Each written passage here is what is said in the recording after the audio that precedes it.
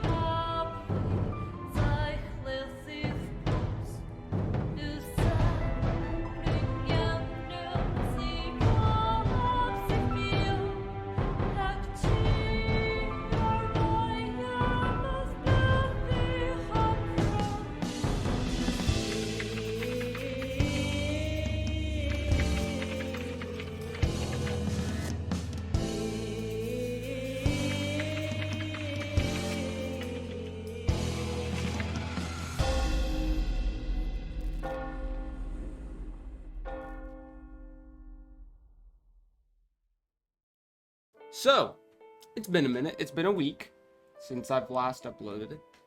And I have good reasons. First, I'm at college. If you couldn't tell, I'm not at my house anymore. So, that. Second, my webcam broke. So I couldn't record. So I express shipped a new one. And I took a week off. The reason this isn't being streamed yesterday, because today's Monday, is because I didn't have time. My club president changed the time that I thought was something else. They didn't change it. I just think I assumed the time wrong. And, I didn't have time to stream. It is now Monday. It is 8:07 a.m. The day this is uploaded Monday. And the best part is, as you can see, I don't have a load button. So I'm gonna have to play through the entire game again. Yay.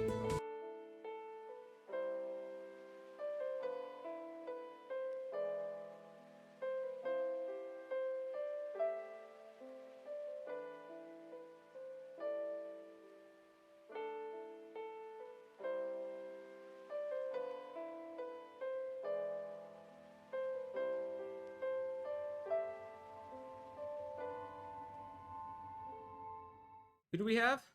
What's happening? Shervlette? And the game's gone. Oh, it's back. All right, magic. Shervlette Fee Share. She's accompanied by her patron and his daughter.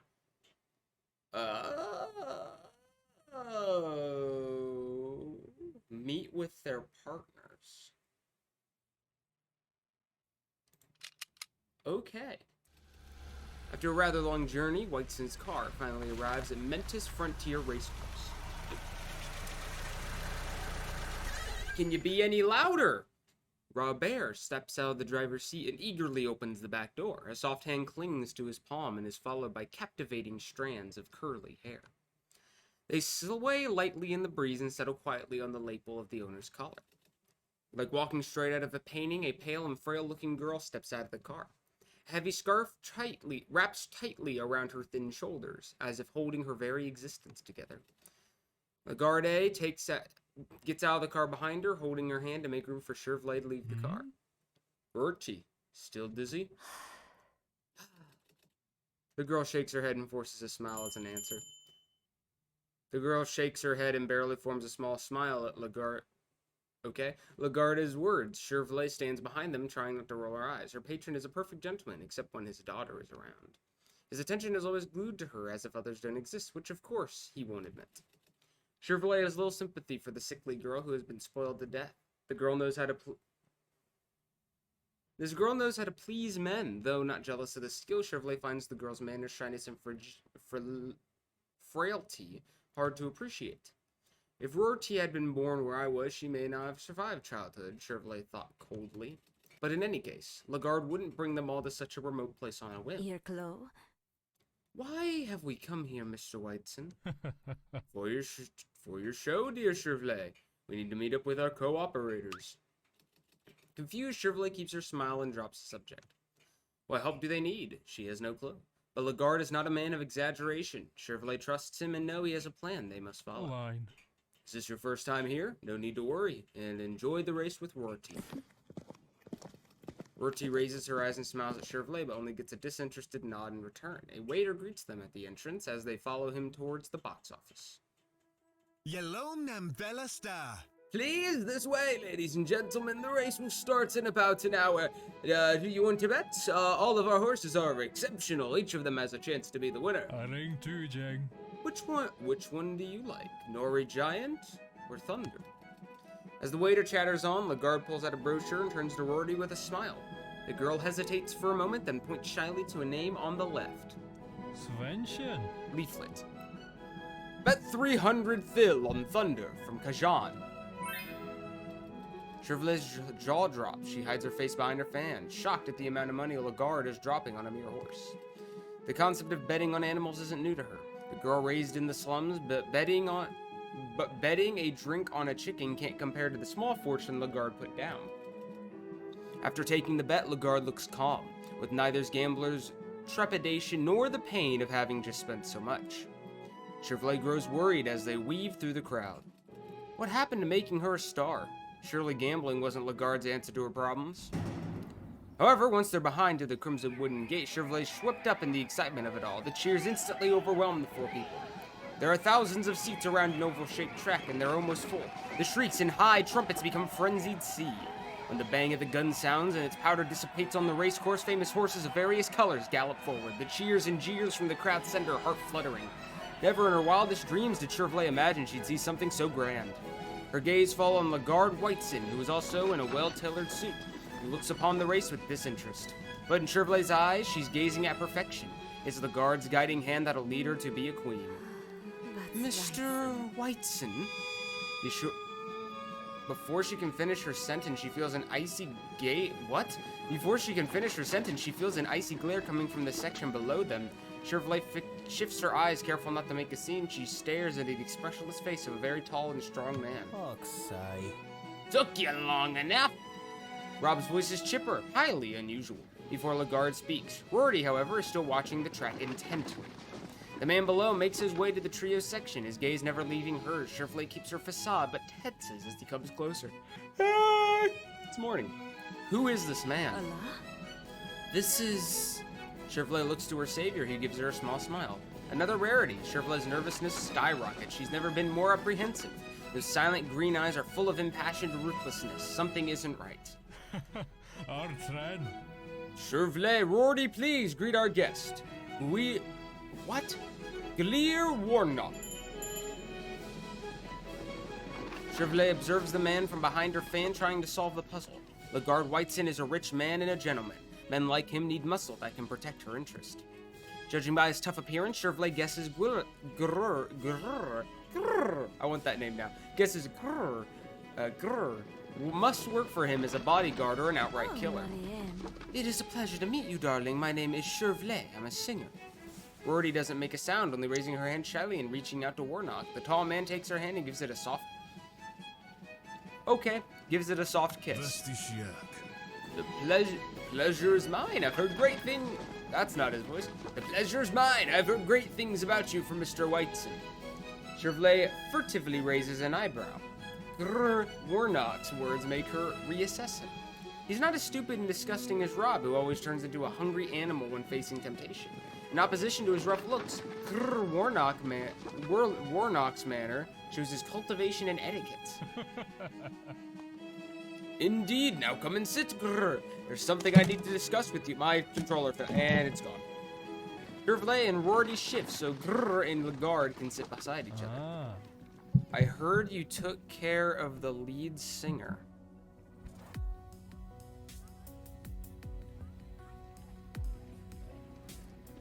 This is gonna get interesting. Alright, quick prediction. He's the killer. I talked with him. Not a problem. Mr. Farquhar is a very negotiable man. Cleffy. Pity that the Pearl Shell Orchestra is not. They're planning to use their freshmen. With that, Lagarde takes an envelope from his pocket and passes it to Grrr. There's his name, address, and some photos. I heard the orchestra is having a party tonight. Maybe you can meet him on his way? Feel free to act a little more harshly this time. Sure wish the orchestra would learn their lesson. Keep that line in mind. It might come into play later in this episode.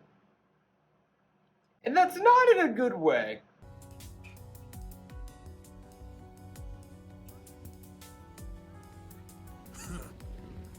I give you my word. He'll learn the spotlight isn't for him. Grrr, tears open the envelope and takes out the photos. Then nods to his employer as a promise. Good. Shervlette's star is rising. Two can't rise at the shine at the same time, can they? Of course, I'll make sure Miss Fewishare is the only singer that can get by tomorrow. The men share a laugh, though Rob's laughter sounds more nervous than anything else. Shervlette attempts to keep up with the conversation, but she got lost along the way. Huh. What? One thing she knows for certain, it will be another dreadful problem for the next singer. What are they planning to do? Kidnap, threaten, or even kill? Shervlette stares at the tracks in silence. The steeds are still on them, but the results are obvious. His stomach twists in disgust.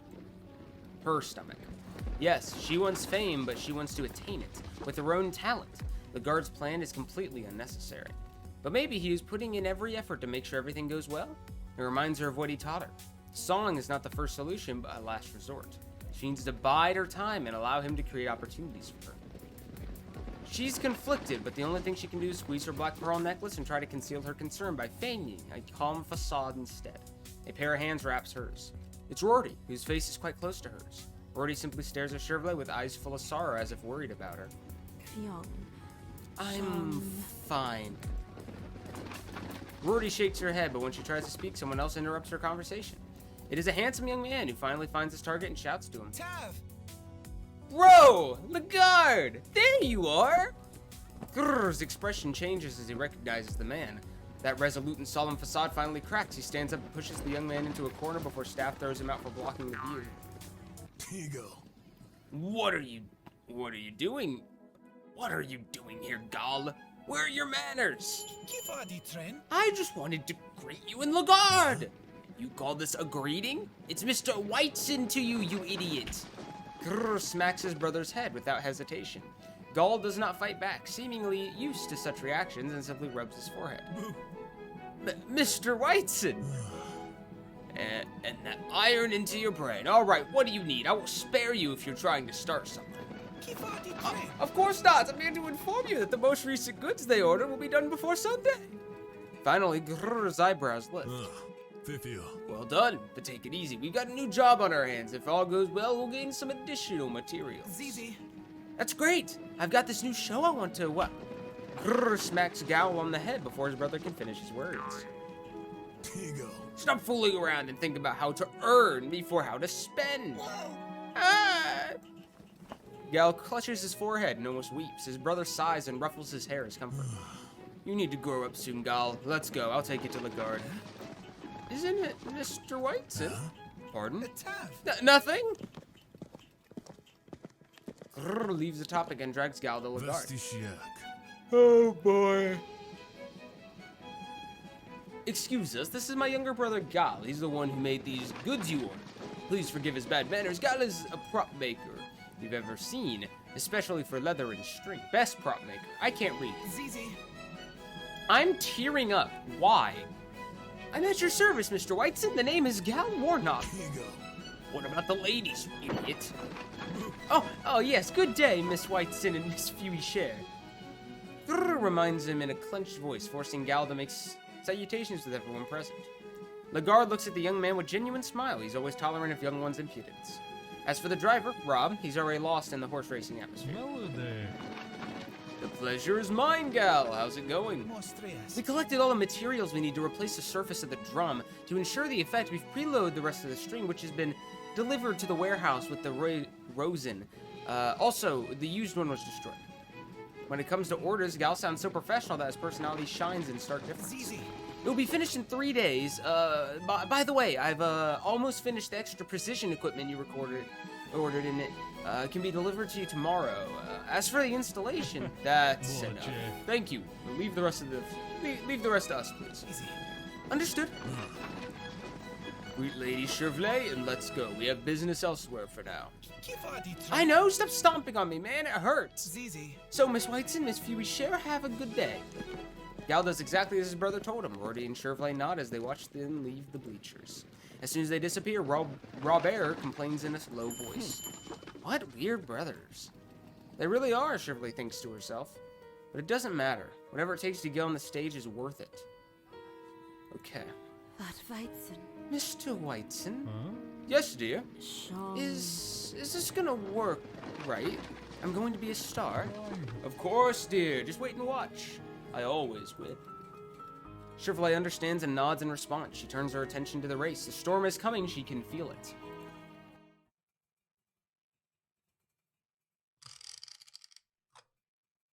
All right. We're back to Raven. Let's go.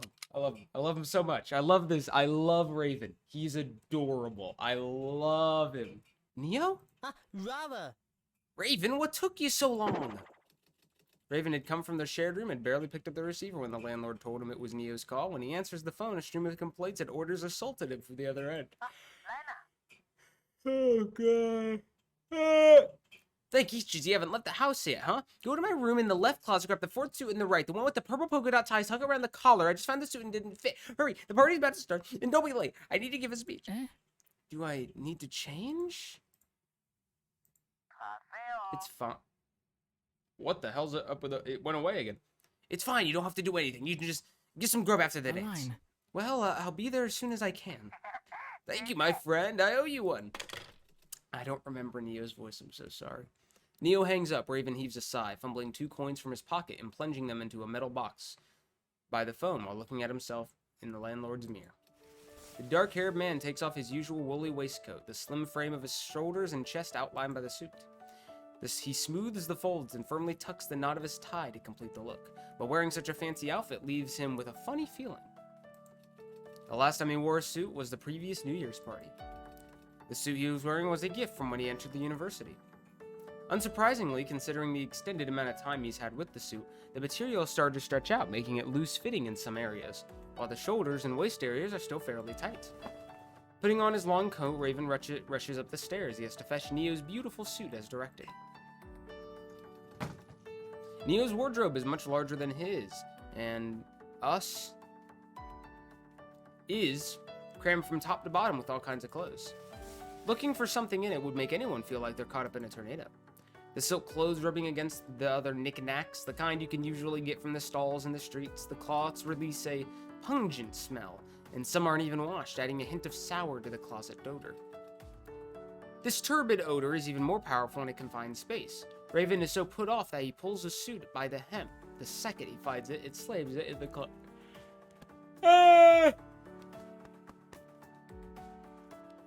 This turbid odor is even more powerful in the confined space. Raven is so put off that he pulls the suit out by the hem the second he finds it and slams the closet door shut.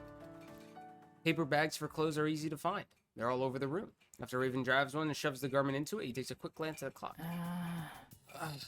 9:17 already? That's not good. There's no time for himself now. If he insists on taking the chance and preps himself up, Neo's clothes will definitely be late. How about trying the gutway? Oh no. Gutways refer to oh no. Legal constructions. In a sense, these intestines resemble an organic one. They are zigzagging, incredibly long, and full of sewage to be digested. Raven is loyal about the Gutway. He lived in Old Town for nearly a week to investigate a disease of the Infestin immigrants. There, he witnessed children die of both the disease and street fights. It was dangerous as a jungle back in those days. However, after the war, everything changed for the better. But it is already nighttime. You haven't even been around there after dark, and almost all of their crimes happen at night. Oh shit. It's alright, pull yourself together. There's no reason for those people to attack you. Both voices stir in his mind simultaneously, swinging his thoughts around like a turntable. The corner of his lips twitched nervously. I don't have a karma point. I'm a little worried now, but apparently we're gonna take the shortcut because there was an option up there. You can't see my mouse, I've just realized. Oh well. As the door clacks shut, he's startled to realize the decision he made. His heart races uncontrollably. As if something is driving him away, he runs down the stairs and outside. His frantic footsteps awaken the neighbor's dog, but the barking soon fades into the night. Oh no. A cold air rushes from the dark alley, bringing with it a terrible smell. The winter night blows against his neck with an icy caress, making him shiver. Slums and rundown business districts are like scabs. Poverty, diseases, and squalors are not hidden from the public's eyes. This place has a few lights along the road, and most of those don't even appear to be working. Garbage is piled up on the corners. Raven carefully steps over a puddle near the trash. The surface has a muddy texture. As he puts more pressure onto his toes, a faint squeak sounds from near his foot, swallowed by an extremely unpleasant stench as sewage coats his shoes. There is no sound of other footsteps. Good. Raven shivers. The temperature of the winter night has dropped even further, soaking through the clothing. The mindless courage of the young man's impulse gets ahead of him and neglects the low voice in his head that reminds him of the danger of the night. Then Raven realizes that he is in fact in the sewers. A faint voice hits his eardrums. Raven turns to look behind him, his jaw shaking like the lid of a kettle. The clattering of his teeth fills his ears, but he doesn't hear the sound again. It disappeared just like that, an illusion in the silence. Raven averts his eyes for a moment. He heard another vague clicking sound, but it wasn't a mouse, something else, something real, and it was behind him. You've come to a good place, Mr. Moir. No! The voice comes from behind him. A chill runs through him, like icy water racing along his spine, making him shiver to the point of convulsing. Raven straightens up and runs forward, but he is weighed down by the handful and dragged back by the mysterious man. He grabs Raven effortlessly by the neck and lifts him into the air. Raven struggles to break free, scratching and clawing at the man's hand in an attempt to pry fingers open. With his limited supply of oxygen and the amount of energy he was exerting, the struggle was to no avail. As the man presses Raven against the wall, he smells the man's odor. It's that of a person who deals with the tanning process in leather making. The smell is unpleasant, but it also flashes to something else in his memory. The black-red musculature of the corpse he examined flashes. Oh shit. The examined flashes through his mind. Is this how they met their end? Raven's lips begin to shake, his eyes open wide, and tears stream down his face. The knife glimmers, and a fraction of light pierces the dark. The man's hair is silver as a blade. He tosses the knife up in the air and twirls it in his hand as soon as he catches it, like a seasoned butch. Raven kicks hysterically, pressing his chin against the man's hand in an attempt to let him go. I'm not more. But the murderer ignores it. Raven can't see what he's doing, but the hand suddenly tightens its grip.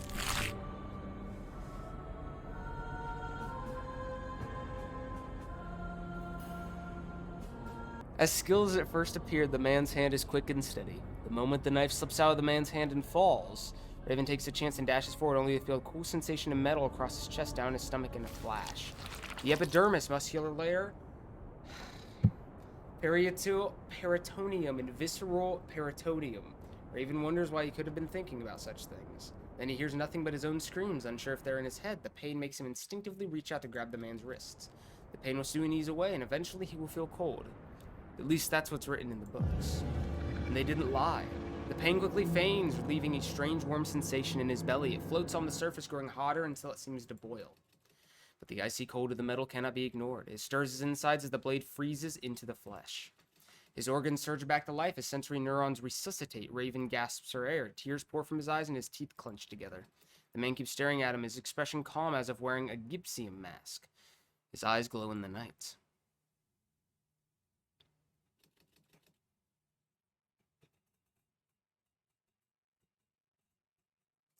The face of the silver-haired man in the dark rotates and melts. Raven struggles to get a hold of the knife, but his dying brain thinks he's holding a cup instead. He sees a fish lying on a plate looking at him. With its white and cloudy eyes, mysterious white foam trickles from its mouth. The fish turns into the face of the dead, and the corpse smiles at him with the same shriveled face, blowing a cold kiss from the hollow mouth. The wind brushes his cheek, and he feels every ounce of coldness seep into his bones. He lets go of the knife and lowers his weakening arm, uttering a feeble sob. The pain from the movement causes his hand to shake, his face to crumple, and the tips of his fingers to twitch like an epileptic patient's. The man loosens his grip on the knife, leaving Raven hanging by the blade. The weight drags him down, and the young surgeon's suit is painted in red. The pain is excruciating, making Raven think of how the ancient savages put their captives on long nails, the gloss of blood bringing madness out of him. Wow, this is heavy. As the man watches Raven frantically struggle to rid himself of the blade, he takes out another knife. Oh my god! Thinner edge, and he takes a step closer and slashes the lad's neck. Fucking... I don't like this game anymore. I don't like it. I don't like this game anymore. The frenzied loss of blood causes Raven to bite his tongue with every breath he takes. Blood gushes from the opening in his neck. As the blood floods his lungs, Raven coughs. His eyes are drowned in uncontrollable tears, the blurry figures fading away.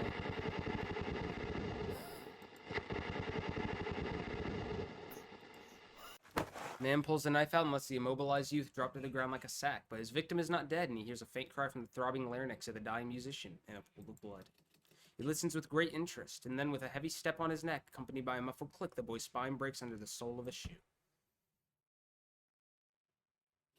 The body twitches for a moment and finally stops moving.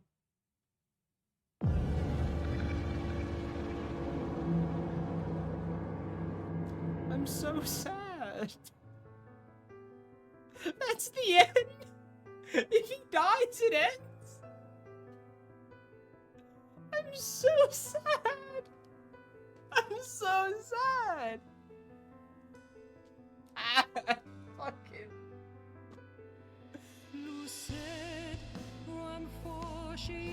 I didn't even get to see half the characters.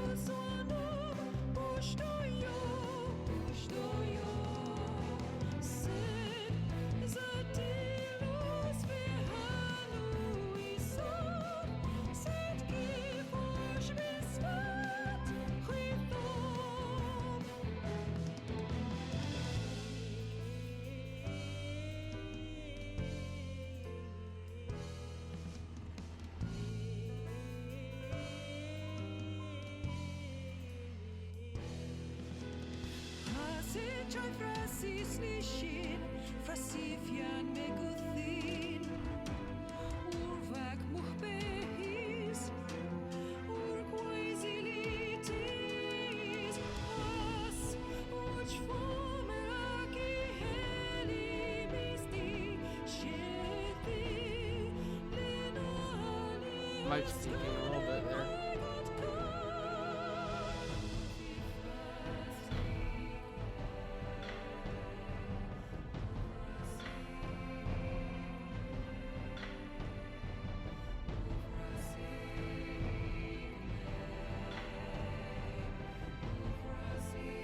Fuck you, Birctreel, you son of a bitch. I'm so fucking upset. I'm so upset. Dude, I have like classes and shit. Dude, I'm so upset.